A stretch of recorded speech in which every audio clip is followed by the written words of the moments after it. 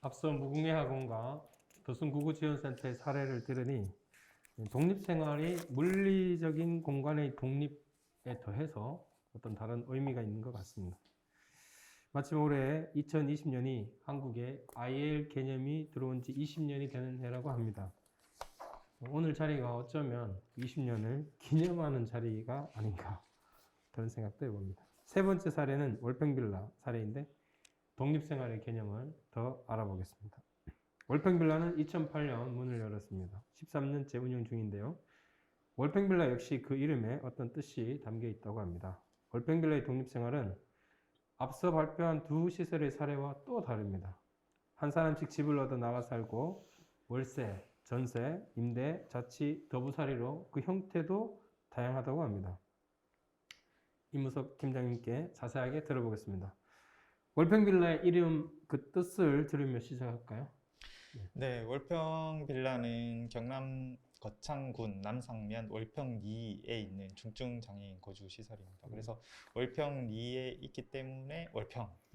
그리고 이제 11가구 30명. 지금 현재는 뭐 30명이 살고 있지 않지만 11가구 30명이 사는 연립주택이라고 해서 빌라. 합쳐서 월평빌라. 예, 이름을 그렇게 지었습니다. 월평은 지명에 해당되고 빌라라는 뜻은 그 주거 형태, 그렇죠. 네, 주거 형태를 따서 빌라라고 했대요. 월평빌라다. 월평빌라의 그 독립생활, 특히 나가 사는 분들의 그 형태가 굉장히 다양해요. 네. 그래서 월평빌라에서 생각하는 어떤 독립생활의 개념이 있을 것 같은데 소개를 해주십시오. 더해서 네네. 바깥에 나가 사는 입주자의 현황도 같이 네. 설명해 주시면 고맙겠습니다. 이제 독립생활이라 하면 쉽게 그냥 한마디로 요약하자면 따로 생활하는 겁니다. 네. 이제 월평빌라에 11가구가 있는데 내가 뭐 예를 들어 201호에 산다 하면 201호에 사는 나의 삶이 202호, 203호, 301호에 사는 다른 입주자의 삶과 동떨어져서 별개로 유지가 되는 거죠. 그러니까 202호의 입주자분이 뭐 마트를 간다고 해서 내가 따라가는 게 아니고 내가 마트 가고 싶을 때 가고 영화 보고 싶을 때 보고 목욕탕 가고 싶을 때 가고 이렇게 생활이 따로 이렇게 구별되어서 이루어지는 거죠. 그게 저희들이 생각하는 독립생활의 개념이고 그래서 이제 제가 생각할 때는 시설 안에 살아도 그렇게 입주자 한 사람 한 사람의 어떤 생활의 패턴이 따로따로 개별적으로 이루어진다면 시설 안에 살아도 충분히 독립생활이 가능하고요. 그리고 시설 밖에 산다고 해도 물리적 공간은 이제 시설 밖에 있지만 그 안에서 이루어지는 삶이 입주자 3명, 4명이 같이 마트를 간다든지 뭐 같은 직장에서 같은 일을 한다든지 그리고 뭐 뭘 할 때마다 이렇게 같이 움직인다면 다른 사람의 어떤 영향을 받아서 종속적으로 어떻게 살아가는 어떤 삶의 형태가 이루어진다면 그건 독립생활이라고 하기 어렵지 않나. 그래서 이제 결론적으로 이야기를 하면 독립생활은 어떤 주거의 형태나 어떤 물리적인 요소보다는 그 입주자의 어떤 삶의 형태에 좌지우지 되는 것 같다. 저는 그렇게 생각합니다.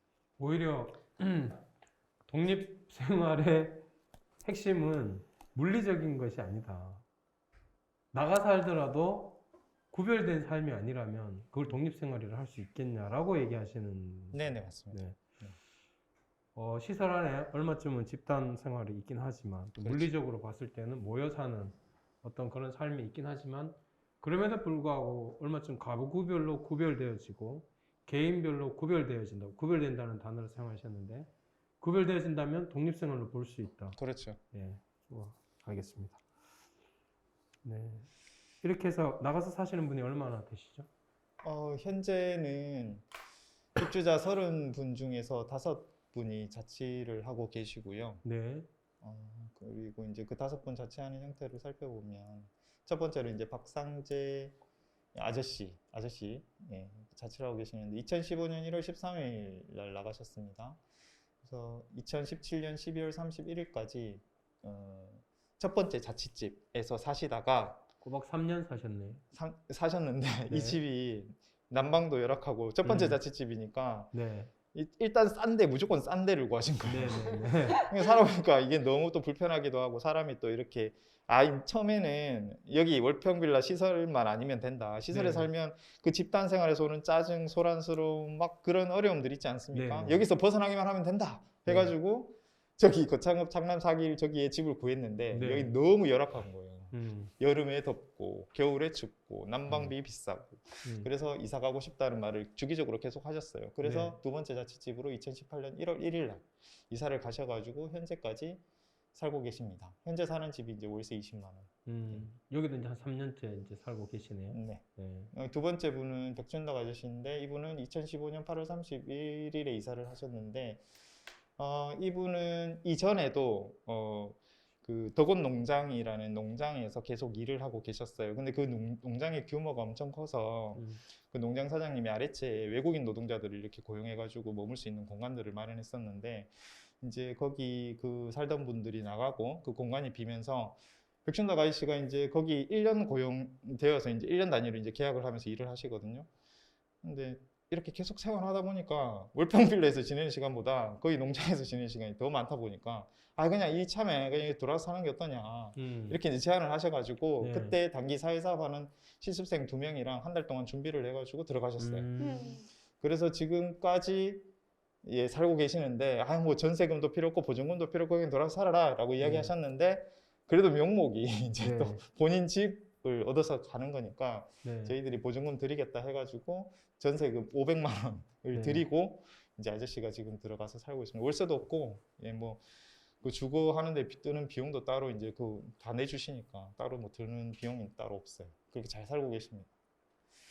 그리고 세 번째는 강자경 아주머니는 이제 사례 발표 때 또 조금 더 자세하게 이야기할 거라서 첫 번째 자취집은 2016년 4월 1일부터 2019년 2월 28일까지 구해서 사셨는데 네. 이 집의 가장 큰 문제가 지가 나온다는 거예요. 아주머니가 지를 엄청 무서워하시고 제가 볼 때는 지가 없는데 아주머니 자꾸 네. 지가 있대요. 음. 그래서 이사를 가고 싶다는 이야기를 또 네. 계속 하셨고 거기도 한 그래서 3년 사셨는데 네네네네 2019년 6월 1일 날 두 번째 자취집 그래서 네. 여기는 아주 깨끗하고 아주 깔끔합니다. 환경이 조금 이따 영상에서 보실 수 있을 거예요. 질문이 있어요. 네네.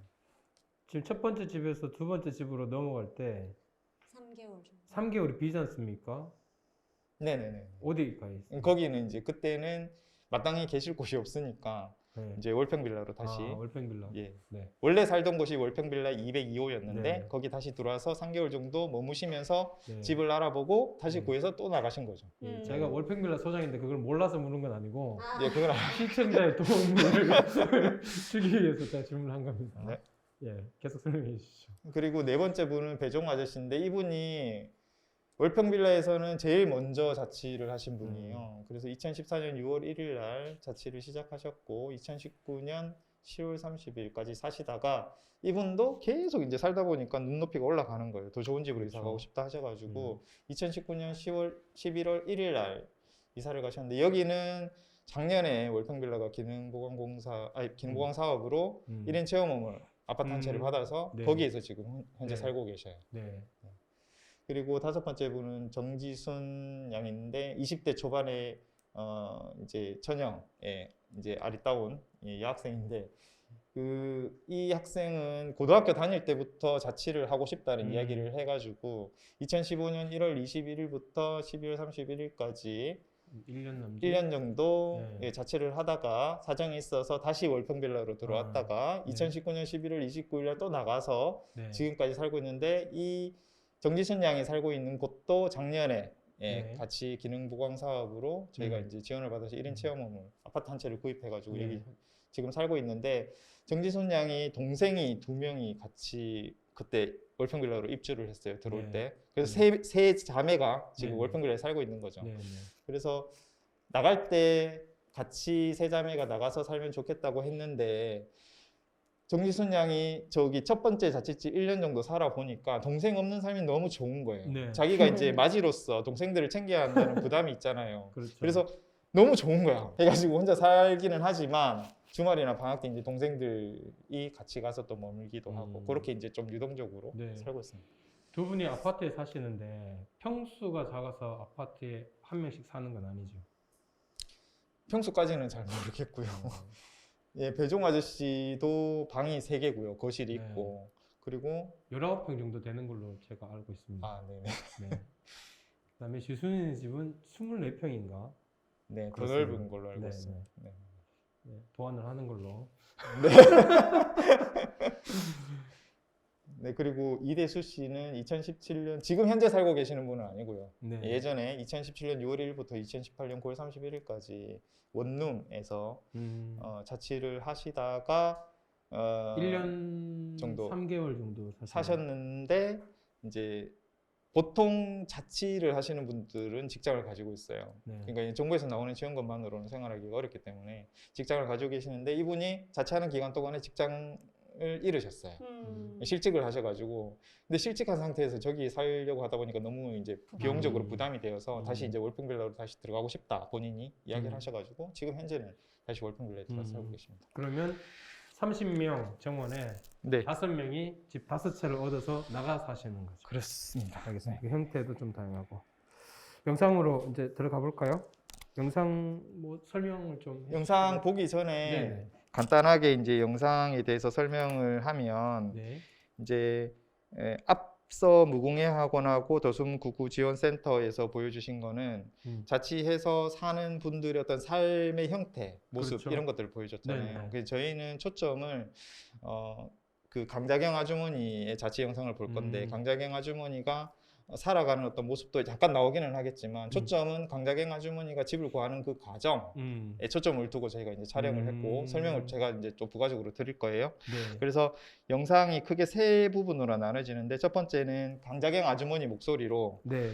강자경 아주머니가 현재 사는 집, 두 번째 자취집이죠. 현재 네. 사는 집의 내부 그리고 일상을 소개할 거고, 그리고 두 번째 부분은 아주머니를 지원했던 최희자 선생님의 목소리로, 네. 최희자 선생님이 이제 아주머니랑 같이 첫 번째 자취집을 네. 구하는 과정하고 네. 그 집의 풍경, 그리고 이사할 때 도움을 주었던 지인분들을 네. 소개할 겁니다. 그리고 마지막 부분은 다시 이제 아주머니 현재 집으로 돌아와가지고 아주머니 목소리로 현재 집의 외부 풍경, 그리고 두 번째 이사하던 날의 추억, 그리고 앞으로의 희망을 네. 이야기하는 영상으로 구성이 되어 있습니다. 그래서 그걸 참고해서 보시면 될 것 같아요. 네. 그럼 보겠습니다.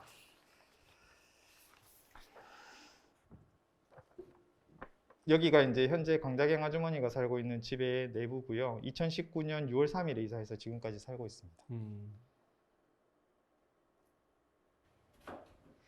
아주머니 옆에 있는 사람은 현재 아주머니 지원하는 신은혜 선생님입니다. 아주머니가 촬영하는 날 짜장을 만들어 주셨는데, 가장 자신 있는 요리가 짜장과 카레라고 합니다. 예전 자취집에서 카레 만들어서 주인 할머니와 함께 밥을 자주 나눠 먹었다고 들었습니다. 소리를 조금 키워주시면 좋을 것 같습니다. 아, 안 됩니까? 요리를 잘 하시지는 못하는 거. 네? 칼질을 하는 걸로. 내가 넣게 내가 넣게 내가 할게 내가 자 됐어 오케이 잘하네 자기냐 요즘에 해가 시집 진짜 가라 잘하시네. 그래 가자면 뭐든지 본인이 하세요. 지금 잠깐 들렸는데 그죠? 가봐요. 내가 할게, 내가 할게. 그래 시집 가 저는 의지가 있어야 돼요. 참 중요한 것 이 같아요. 아주머니가 만들어주신 짜장입니다. 음. 그 아주머니가 항상 식사 전에 기도를 하시는데, 대충 내용이 교회에 열심히 가겠습니다. 그 하나님 아버지, 내가 눈물 안 흘리게 도와주세요. 결혼하고 싶은데 한 번도 안 해봤으니까 결혼 좀 하게 해주세요. 시집 잘 가서 좋은 남자 만나서 네. 결혼하고 싶습니다. 하여튼 이런 내용으로 지금 기도를 하고 계십니다. 남자 저만 앞에 맞은편에 있는 분도 결혼 안 하셨잖아요. 네. 그분을 위해서 기도를 한번 해주셔야 되겠는데 자기만 결혼하게 해달라고.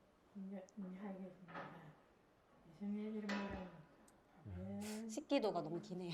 설거지도 하고 청소도 하고 공부도 하고 텔레비전 보고 사장님도 있고 그런 좋았고 아가씨도 좋고 인사도 잘 받아주고 그래서 고맙고요. 혼자 있으니까 얘기하고 그래요. 이제 장 볼 때 필요한 어떤 용어들, 단어들 있잖아요. 네네. 뭐 콩나물, 가지, 뭐 당근 이런 거 있잖아요. 그런 단어를 가르쳐 주셨. 아, 손님요? 네. 예, 코로나 끝나면 그 지사님도 올 거예요. 저번에 옛날인가 코로나 없을 때 무사님이 그 기도도 해주고 있잖아요. 노래도 그거 성경책 노래 듣고 뭐 들을 만들기도 하시고.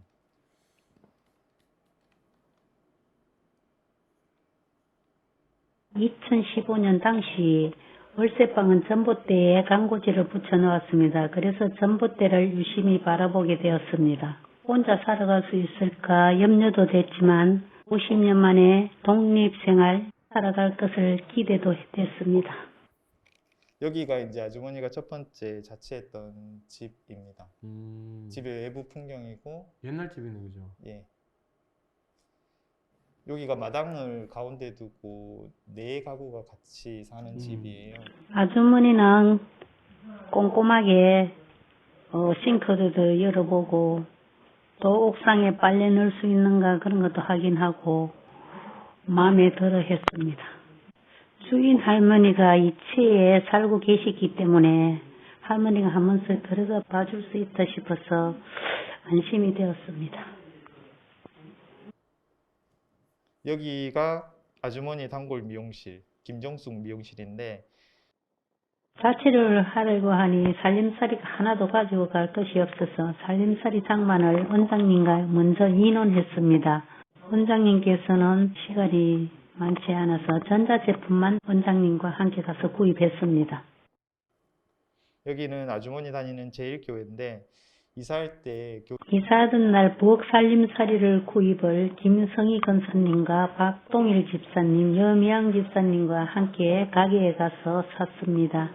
이삿짐은 관리 집사님이 얼팽빌라에 와서 실어다 주었습니다. 얼팽빌라에서는 직원과 함께 직장에 다녔는데 혼자서 직장으로 와야 했어요. 이사를 했기 때문에 전화를 해서 올 때도 있었어요. 나오지 않을 때는 주인 할머니께 전화해서 직장 가라고 부탁도 했습니다. 아침에 일찍 일어나서 식사하고 나면 직장으로 옵니다. 시간을 모르니 일찍 와서 파리베터 가게에서 기다리고 있었습니다. 그래도 혼자서 올 수 있으니 감사했습니다. 오는 길에 또 아는 지인분 가게에 들어가서 커피도 마시고 오는 장인 씨가 대단하게 생각했습니다. 기다릴 공간이 필요하잖아요. 아까 그래서 잠깐 나왔는데 그 파리바게뜨에서 네. 기다리시다가 이제 직원 만나고 같이 들어가시고 하여튼 이렇게 풍경이 바뀌었습니다. 그리고 아주머니 첫 번째 집에서 2016년 4월 1일부터 2019년 2월 28일까지 사셨고 사정이 있어서 다시 월평빌라 202호로 들어오게 됐습니다. 아까 그 장면 202호. 다시 자취하러 간다고 말을 많이 했습니다. 함께 살지 못하겠다고 말도 많이 했습니다. 다시 방을 구하기 위해서 김정숙 미용실 근처 장희 씨가 자주 이용하는 마트 근처를 처음부터 다녔습니다. 장희 씨가 방을 구하러 다닌 것을 아는 지인분이 방을 소개해 주었습니다. 그때 그 집은 수리 중이어서 조금 기다리다가 깔끔하게 수리된 집으로 이사 오게 되었습니다. 여기가 이제 아주머니 사는 집 베란다에서 본 그 동네 풍경입니다. 두 번째 집. 네, 현재 살고 있는 집. 네, 현재 사는 집. 돈을 많이 주셨겠네. 기억나요. 소장님하고요, 의사님하고 농 좀 도와주고 그랬어. 그동안 수고 많이 했고, 그러면 해주시면 좀 도와주고 그랬고, 차 태워 몇 개배 차 타고, 그럼 나는 소장님하고 차 타고 그랬습니다. 이사 가고 싶다 해갖고 내가 여기 이사를 왔잖아요. 그래서 여기 이사 왔어. 별로는 안 갈 거고, 계속 아파도 계속 살 건데. 그럼 이제 좋은 남자 만나갖고, 그래 시집가려고. 그래서, 그동안 이제, 신주님들, 이제 다 오라고, 결혼식 갈 때, 결혼식 다 오라고, 그래서. 이제 다른 집 세대로 사는 집이에요. 그래서 옆집 이웃이 있는 거죠. 네. 네. 아, 예, 잘 봤습니다. 집을 얻어 나갈 때 많은 분들이 도와주셨다고 하는데 네네. 과정을 좀 소개해 주시겠습니까? 아주머니가 이제 집을 구하고 나가실 때 아주머니가 자주 다니는 단골 미용실이 있어요. 그 미용실 사장님이 이제 아주머니하고 평소에 아주 가깝게 지내셨는데 최희자 선생님이 아주머니하고 가서 그 이제 새 집에 넣을 살림살이를 그냥 사실 수도 있는데 사회사업 가니까 사회사업을 해야 되지 않습니까? 그래서 일부러 그 미용실 사장님한테 가서 음. 하루 시간 내 가지고 아주머니하고 가서 하이마트에 가서 이 살림살이를 좀 장만해 줄 수 있느냐 부탁을 드렸죠. 그래서 미용실 사장님이 하루 일찍 문 닫고 가서 아주머니하고 같이 살림살이 장만하고 또 아주머니가 다니는 제일교회 성도님들한테 이사할 때 이런저런 어떤 부탁을 드렸어요. 예를 들어 뭐 이삿짐을 옮겨 달라. 그리고 이사할 때 이제 필요한 어떤 그 도구들을 좀 빌려 달라. 아니면 또 뭐 그 집에 이제 아주머니가 쓸 주방 살림살이 도구를 시장에 갈 때 살 건데 좀 같이 가서 골라줄 수 있냐. 이런 식으로 그 이사하는 과정에서 이제 아주머니와 그 둘레 사람들의 어떤 관계를 돈독히 하는 어떤 그런 과정들을 밟은 거죠. 네. 그래서 이제 이사할 때 그런 분들의 도움으로 아주머니가 이제 이사를 잘 하실 수 있었어요. 이사할 때 그분들하고 준비하는 이유는 이사 후에도 그분들하고 살 거라고 아까 네, 그런 이유도 컸고요. 그러니까 이제 그때 이제 이사를 하면서 저는 개인적으로는 이사를 하면 숟가락, 젓가락도 세트별로 다 있어야 되고 그릇도 숫자만큼 다 있어야 되고 혹시 손님 올지 모르니까 여분으로 많이 사놔야 되고 그 뭐 이렇게 빨래 건조대도 사야 되고 저는 다 갖추어서 들어가야 된다 이렇게 생각을 했는데 최희자 선생님이 지혜로우신 게 그때 저한테 뭐라고 이야기하셨냐면 그런 소소한 살림살이들은 앞으로 아주머니가 이렇게 저렇게 이사할 때 도움을 받았던 분들이 집들이를 오면서 선물로 사올 거다라고 이야기를 하시는 거예요. 비워놓는 거네요. 그렇죠. 네. 공간을 놔둬야 아, 여지를 놔둬야 네. 그분들이 채워주실 거다. 그 이야기를 하는데 그렇구나. 네. 네, 그렇게 생각을 했죠. 근데 이제 실제로 이사하고 나서 사여전도회에서 이사 올 때 쓰레기통 사오시고 또 누가 오시면서 그 빨래 건조대 사오시고 또 누가 오시면서 그릇 사오시고 이렇게 됐어요. 네, 그런 과정들이 있었죠. 중요하네. 예지를 들어. 그런 과정을 엮은 책이 있죠. 네네, 이 책입니다. 네, 이 책입니다. 네. 네, 네. 책 소개를. 네, 책 소개 네. 한번 해주시죠. 이 책은 그 최희자 선생님의 실천 기록을 엮은 책이고요. 최희자 네. 선생님이 13년 정도 이제 월평빌라가 역사가 이루어졌잖아요. 그 13년 월평빌라 역사 중에 처음으로 정년퇴직을 하신 분이에요. 네. 그래서 최희자 선생님이 2009년 9월에 입사해서 2019년 12월까지 네. 일을 하셨는데 그때 이제 그 기간 동안 거의 10년 가까운 시간이잖아요. 그 기간 동안 입주자 4명을 지원했고 그 4명 중에 강자경 씨와 김성료 씨를 오랫동안 이제 지원을 하셨어요. 그래서 강자경 씨와 김성료 씨의 기록을 엮었는데 이 분량이 이 정도 됩니다. 근데 이게 이렇게 엮기 전에는 한 1000쪽 가까이 됐어요. 근데 그거를 줄여서 600여 쪽의 책을 만든 거죠. 여기에 강자경 아주머니의 자취에 대한 과정의 기록이 정말 날 것으로 다 들어가 있습니다. 오늘 나눴던 얘기를 다 있습니다, 이게. 아주 자세하게 풀어놓는다. 그러면 이제 그걸 볼 수가 있겠네. 네.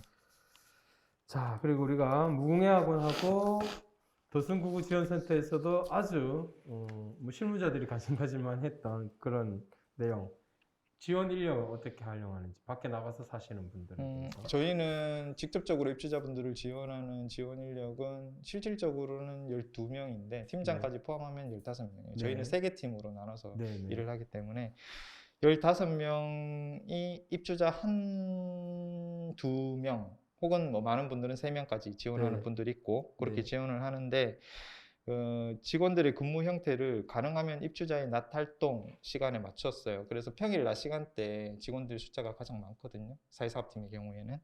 그래서 일주를 기준으로 설명하면 주말 포함해서 평균 5일 정도 나옵니다. 출근합니다. 그러면 출근하면 하루에 한 번은 자취하는 입주자 집을 찾아가서 뭐 주부식 구입이라든지 청소 빨래 요리라든지 이런 것들을 이제 돕습니다. 잠깐만. 그리고, 그럼 정리를 한번 할게요. 네. 직원 15명이 입주자 30명을 지원해요. 네. 근데 여기에는 이제 행정을 같이 하는 분이 있다 보니까 네. 직원에 따라서 입주자를 1명 지원하는 직원도 있고 2명 지원하는 직원도 있고 3명 지원하는 직원도 있다. 네. 그리고 직원들의 근무는 어떤 패턴이 있는데 근무 형태가 있는데 가능하면 입주자분들이 낮 시간 활동을 잘 도울 수 있도록 설계되어 있다. 그렇죠. 여기까지죠. 네. 그럼 질문이 지금 5명이 나가 살지 않습니까? 네. 이 5명을 나가 사는 뭐 담당하는 지금 팀이 있다든지 아니면 이 가구마다 지금 5명밖에 안 되니까 두 명의 직원이 이 5명을 지원한다든지 아니면 집집마다 한 명씩 지원한다든지 이런 뭐 별도의 시설 바깥에 나가 사는 사람들을 지원하는 팀이 있습니까? 없습니다. 없습니까? 네. 그럼 어떻게 지원해요? 그러니까 이제 3개 팀이 있다고 했잖아요. 그 3개 팀 안에 네. 팀장 1명 그리고 직원 4명이 네. 포함되어 있는 거예요. 그렇죠? 네. 그러면은 이제 5명이잖아요. 네. 그 5명이 한 팀으로 이루어지는데 그 팀에 자취하는 입주자분들이 그냥 소속돼 있는 거예요. 네, 네. 그래서 뭐 저희 팀에 A라는 직원이 자취하는 입주자 1명을 지원을 하고 있으면 그 A라는 직원이 출근하는 날은 그 A라는 직원이 일단 1차적으로 그 입주자를 지원을 하겠죠? 네. 그 질문 하시는 거 아닌가요? 네, 네, 맞습니다. 네네네. 그 이제 지원을 하고 그 만약에 A라는 직원이 쉬는 날에는 네. 이제 저희 팀이니까 제가 네. 팀장이잖아요. 그러면 A라는 직원의 공백을 제 팀장이 이제 메꿔주는 거예요. 네, 네. 팀장은 주월 근무제니까 그 A라는 직원이 쉬는 날에 거의 출근을 하거든요. 네. 그러면 네. 질문을 바꿔서 네네. 한 명의 직원이 네. 도순구구지원센터 좀 비슷한 것 같은데 네. 한 명의 직원이 시설 내 원내 입주자를 지원하고 또 원외 입주자도 지원하고 네. 이 뭐 직원이 2명을 지원하고 3명을 지원하면 이렇게 다 혼자 돼 있다는 거죠. 네네 맞습니다. 따로 팀이 없다. 없습니다. 예. 네. 근데 이제 조금 균형을 맞추려고 하는 거는 만약에 제가 3명을 지원하는데 3분 다 밖에 나가 사시는 분이면 또 지원에 어려움이 있다고 저는 생각을 그렇죠. 하거든요. 그래서 만약에 3명 중에 한 분이 밖에 나가서 사시는 분이면 두 분은 이제 시설 안에 거주하시는 분. 만약에 2명을 지원하면 한 명이 시설 밖에 사는 분을 지원을 한다면 한 명은 또 시설 안에 거주하는 분을 지원하는 형태로 조금 균형을 맞추려고는 해요. 그런 것도 있는 것 같습니다. 제가 그런 형태에 대해서 지금 조금 더 설명을 드리고 싶은 건 월평은 원내 가구에서 개별 활동, 독립 생활을 하도록 도와요. 그러다가 여건이 되면 시설 바깥으로 나가지 않습니까? 네. 그러면 시설 안에서 지원하던 직원이 그대로 네. 집을 얻는 것부터 다 도와서 나가서 살 때도 그대로 이 직원이 연결이 되는 거예요. 네, 맞습니다. 근데 저는 이게 또 의미가 있다고 생각하거든요. 네. 만약에 시설 바깥에 팀이 따로 있다. 네. 그럼 내가 시설 안에 있으면서 이 입주자의 독립생활, 뭐 개별 생활을 잘 돕다가 이분이 이제 둘레 사람도 많아지고 교회 사람도 많고 뭐 알고 지내는 분들이 부모들도 잘 근처에 있고 해가지고 나가 살만 해서 나가 산다? 그럼 그 순간 나가 사는 순간부터 내가 지원하는 입주자가 아니에요. 네. 나는 시설 내의 지원자니까. 네. 원내 직원이니까. 네. 네. 이분은 내가 이제 잘 나가서 도와서 다른 팀에게 그 지원을 전하는 거죠. 이제. 넘겨야 되는 거죠. 그렇게 내가 밖에 나가서 사는 것까지 지원했을 때 마음이랑 내가 나가 살도록 다 해갖고 이렇게 전달하는 거랑은 나가 사는 것을 염두에 두고 이렇게 지원할 때 마음가짐이 좀 다르지 않을까. 지원 인력에 관해서 더해서 하신 말씀이 있다고 하는데. 네.